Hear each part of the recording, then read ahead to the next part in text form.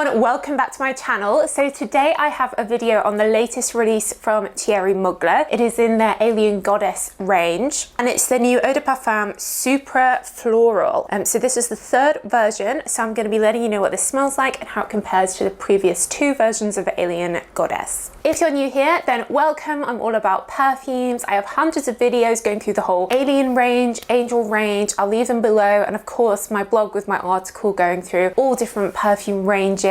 So do check them out, and if you're a regular, do make sure you're subscribed and give the video a thumbs up. That really helps me. And as always, the links will be in the description box to where you can get this, where it's available around the world. So it's only been maybe a year or two since the original Alien Goddess came out. I have the original in a sample and the intense, and it's basically a vanilla perfume with coconut in. Mugler perfumes are really good for lasting. This is no exception. If you do love your vanillas, this is definitely one that you are going to want to have in your collection. The coconut isn't like the main note for me. I get the vanilla, but you definitely get the warmth of the coconut underneath. It's giving me vibes a little bit of Versace Crystal Noir, which I know is so popular, and you do get a bit of that tropical feeling from the coconut. The setting for marketing is like in a desert, so it does feel quite summery, but it's still heavy and strong, so you could definitely wear it all year round. And it has a hint of the jasmine that's in original Alien, but really it doesn't have any of that same DNA as original Alien, the ones that come in the purple bottle, which are heavy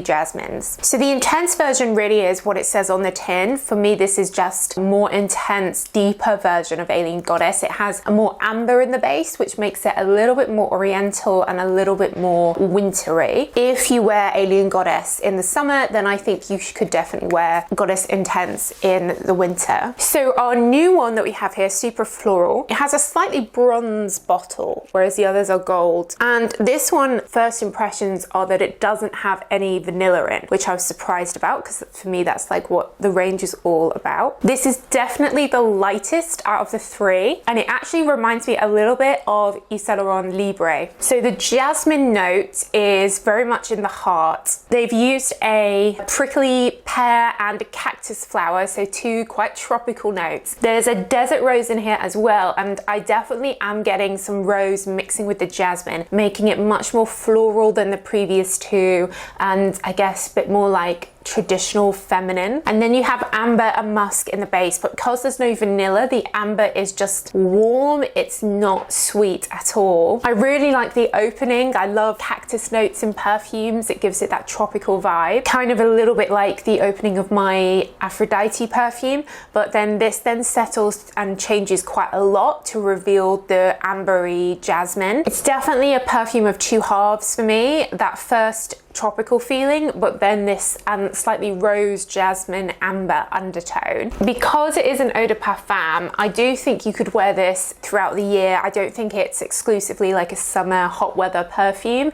In fact, in very hot weather, this might still be too much because of those amber undertones. I think if you like rose, there's not really been much in the way of rose perfumes from Mugler except for Angel Nova, but it's definitely a deep sensual rose. The freshness of the top note definitely gone now after what, a minute, and it almost has a little bit of a Play-Doh-y type smell. I think that's the amber, the warmth of the amber coming through. It feels very warm. It actually has an immortal flower note in here, which isn't prominent. Immortal is kind of a bit like almost mossy, and I do get some greenness here, but with the amber, but the jasmine is definitely dominating over the immortal. I think the immortal perhaps is mixing with the rose to make it deeper. I definitely think if you like Alien Goddess, you'll definitely like the intense version. I wouldn't say it's 100% safe that you would also like this new SUPRA FLORALE.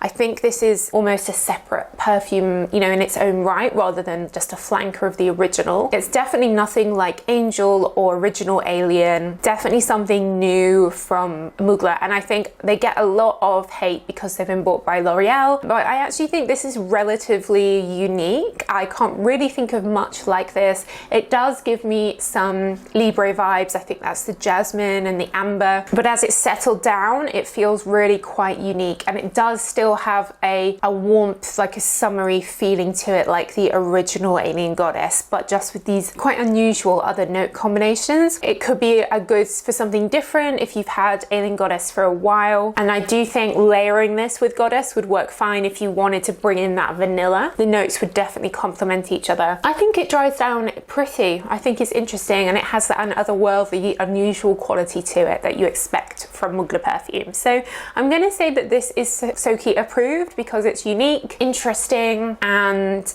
I'm glad it's not just another vanilla, being the third one in the Alien Goddess range. But guys, let me know what you think. Have you tried this yet? I know it's not available everywhere yet, but let me know in the comments what you think when you do try it. And like I said, I'll link it down below where I can find it for sale online. But that's it, guys. So thanks so much for watching as always, and I will see you in the next video. Bye.